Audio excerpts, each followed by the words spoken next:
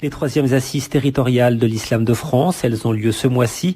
Il manque une réflexion en profondeur sur ce qu'on pourrait appeler une institution musulmane représentative du culte musulman, nous dit le grand imam de Bordeaux, Tarek Oubrou. Déjà le gouvernement, déjà à l'époque de François Hollande, a fait le constat d'échec concernant le CFCM. Pour cette raison, à l'époque, des assises ont été organisées pour repenser l'organisation de l'islam par le bas. Et puis, il n'y a pas eu de conclusion pratique suite à ces assises. Maintenant, on refait le même constat après l'implosion du CFCM, encore une fois. Et l'État, je pense, est en train de repenser l'accompagnement d'un nouveau organe représentatif, cette fois-ci partant de la base. Donc je pense que c'est pour cette raison que des assises au niveau des départements ont été organisées. Le problème, c'est que les interlocuteurs, les associations, les présidents d'associations et les interlocuteurs eux-mêmes n'ont pas une vision claire. Donc il y avait des débats un peu partout sur des questions de détails, d'abattage, les carrés de cimetières musulmans, etc., etc.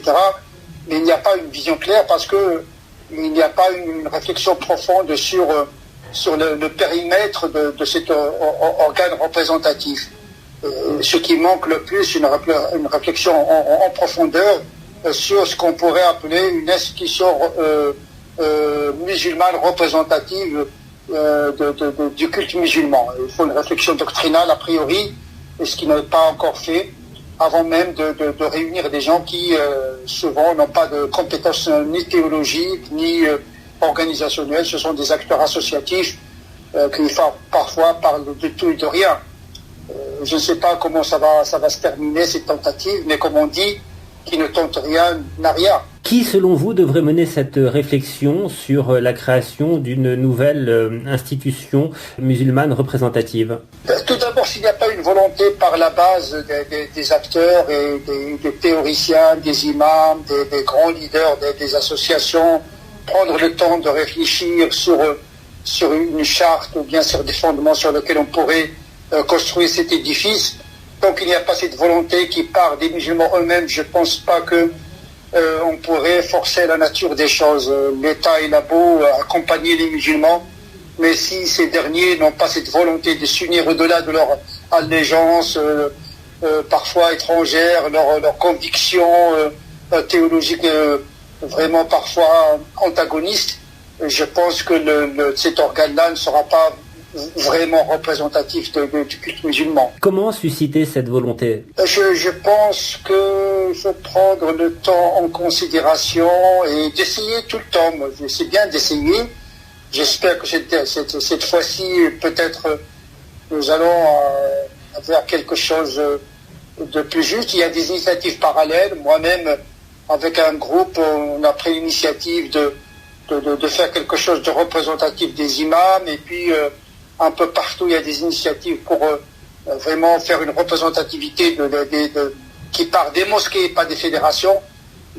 Tout le monde est d'accord aujourd'hui sur le fait que cette représentativité ne peut pas être faite par des fédérations, mais plutôt par des mosquées et des imams. Vous êtes grand imam de Bordeaux. Comment ces assises se déroulent-elles ou se sont-elles déroulées dans votre ville ? Écoutez, nous, à travers notre fédération, nous avons déjà un projet qu'on va lancer et qu'on va forcer un petit peu les autres associations de nous suivre. Donc je pense que notre démarche dans le département va partir d'un noyau dur de mosquées et d'un conseil d'imams que nous allons créer, et puis on va inviter les gens à participer à cette construction sur des bases claires, une charte doctrinale et une charte déontologique sur la base de laquelle on peut organiser une représentativité départementale du culte musulman.